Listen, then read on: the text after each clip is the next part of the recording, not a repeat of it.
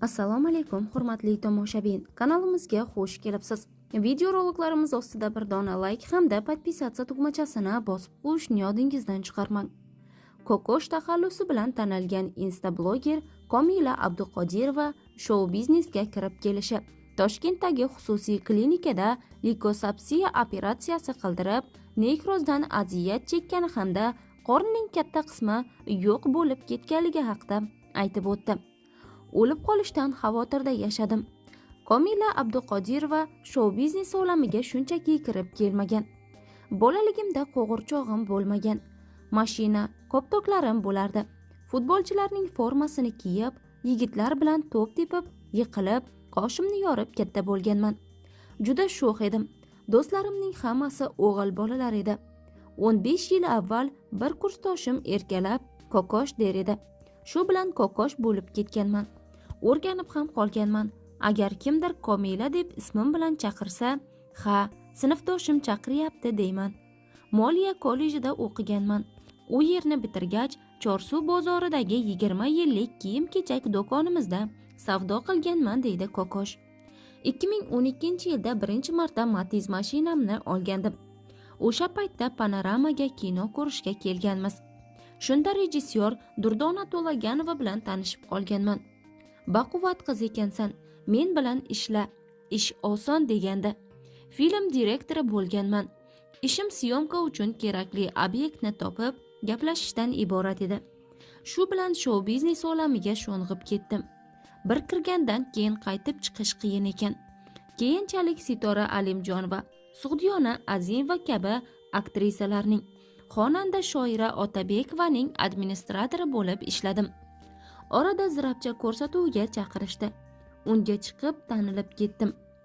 Loyihadan so'ng viloyatlarga to'y xizmatiga borsak, boshlovchilik qilayotgan aktrisa yoki qo'shiq aytayotgan xonanda qolib, xalq meni o'rab olardi.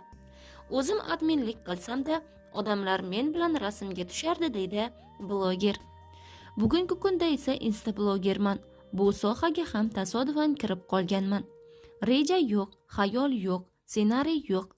Bir kuni instabloger Abbosxo'ja bilan osh yeb o'tirganimizda, hozir partnyorim yo'q, bir videoga tushib bera olasizmi dedi. Mayli deb videoni 30 daqiqada olib tashladik. Eng qizig'i o'sha vaynga 1000 so'm ham pulimiz ketmagan. Instagramda esa 10 million martadan ko'p tomosha qilingan. Shu bilan videolar davom etib ketdi. Mening nejniy obrazim trendga chiqdi va bloger bo'lib ketdim deydi bloger. 2025-yilning mart oyida Toshkentdagi Medkonsultant xususiy klinikasi tomonidan Komila Abduqodirovaga qorin teri osti yog' qatlamini naychalash, ya'ni liposaksiya, abdominoplastika amaliyoti bepul o'tkazilgan. Ammo operatsiyadan so'ng blogerning ahvoli yomonlashgan. 3-mart kuni operatsiya qildirdim. Amaliyotdan keyin kuchim bor edi. Faqat qornimda qora dog' paydo bo'ldi. Doktorlardan uning nimaligini so'rasam, oddiy gematoma, o'tib ketadi deyishdi. To 25-martga qadar yaxshi bo'lib ketaman deb yotdim. Oxiri qornimdagi dog'ni rasmga olib, boshqa doktorlarga tashlasam, bu nekroz, tezda olib tashlash kerak. Agar badanga tarqalib ketsa, oxiri yaxshi bo'lmaydi dedi. Shundan keyin menda vahima boshlandi. Chet ellik, turkiyalik, arabistonlik, rossiyalik vrachlarga ham surat yubordim. Hammasi nekroz tashxisini qo'ydi. Bu terining chirishi, butun tanaga tarqalib ketmasidan oldin oldirib tashlashni aytishdi. Davolanayotgan klinikamdagi shifokorlar esa baribir gematoma deb turishdi. Qisqacha aytsam, u shifokorlar va men tanigan doktor meni yana operatsiyaga olib kirishdi. Qora dog'ni kesib olib tashlashdi. Qornim ko'rinmaydigan qilib apparat ulab qo'yishdi. Qornim qanday ahvoldaligini ko'rsatishlarini va kasallik tariximni so'rasam, na uni, na buni berishdi. Apparatning gubkasi bo'lar ekan. Uni har 3 kunda almashtirish kerak. Har safar gubkani almashtirish uchun meni 1 soat mini operatsiya qilishardi. Kirishdan oldin doktorlar bu safar rasmga olib chiqamiz deb va'da berishardi. Chiqqanimdan keyin so'rasam, yana rasm yo'q. Atayin qilishganmi, aybini boshqalar bilmasligi uchun shunday qilishganmi, xullas bilmayman. Shundan keyin hamma narsa ijtimoiy tarmoqlarga tarqaldi. Keyin 102 ga chiqdik. Ekspertiza keldi. Shu ekspertizadan rasm oldim. Ko'rsam, qornim muskulgacha olib tashlangan. Muskuldan tagi organizm ekan. Doktorlar agar yana bir hafta yotganingda seni saqlab qolishning imkoni bo'lmasdi. Vaqtida bilib qolibsan deyishdi. Bu degani ular 23 kun indamay meni olib yotishgan. Agar jim yotaverganimda oxiri nima bo'lardi bilmayman. Hammasi yaxshilikka bo'ldi. Qornimni operatsiya qildirganimga 3-mart kuni 1 yil bo'ladi. 2-aprelda qizim shunday ahvolda deb onam prokuraturaga ariza qoldirgan. 1 yil bo'lib qolyapti, ammo hali ham jimjit. Hali sud bo'lmadi. Chaqirishgan bo'lsa o'zimni bir martagina chaqirishdi. Yaqinda portalga 10:00 ga qo'ng'iroq qilib, arizam ko'rib chiqilmayotganligini aytdim. 10 kundan 30 kun ichida menga prokuraturadan qo'ng'iroq bo'lishini aytishdi. Men ular bilan bog'lanib, tez kunda chaqiramiz deyishdi. Lekin hali ham jimjit. Birgina iltimosim, mening ishimni hal qilib berishsin.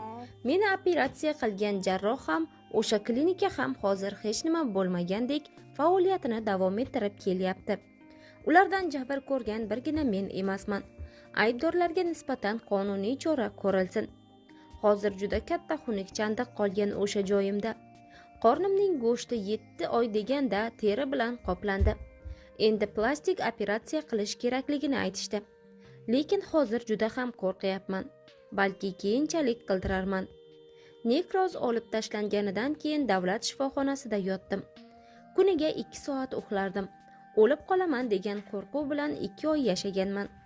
Doktorlar tekshiruvga kirganda, qo'rqmang, yomon narsalar ortda qoldi deyishgan. U paytdagi azoblarni o'zim bilaman. Stomatologga borganingizda Novakain bilan og'riq qoldiradi-ku.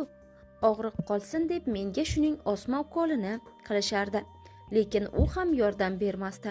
Og'riq juda kuchli bo'lardi. Dod deb chiqardim. Do'st bo'lsang yonimda tur deyishadi. Yonimda turadi deb o'ylaganlarim oldimda turib bermadi. Masalan, Instagramdagi partnyorim Abbos Xo'ja.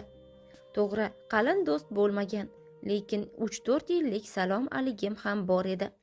Ko'pchilik biladi, xonanda opam Shoira Otabekova bilan ko'p ishlaganman. Lekin ular ham yonimda turmadi. 3-4 oydan so'ng oyoqqa turib uyga chiqqanimda ikkalasi ham keldi. Orada odamlar bizni bir-birimizga yomonlagan, turli gap so'zlar bo'lgan. Hozir ular bilan aloqam yo'q. Yaqinda 34 yoshga kiraman.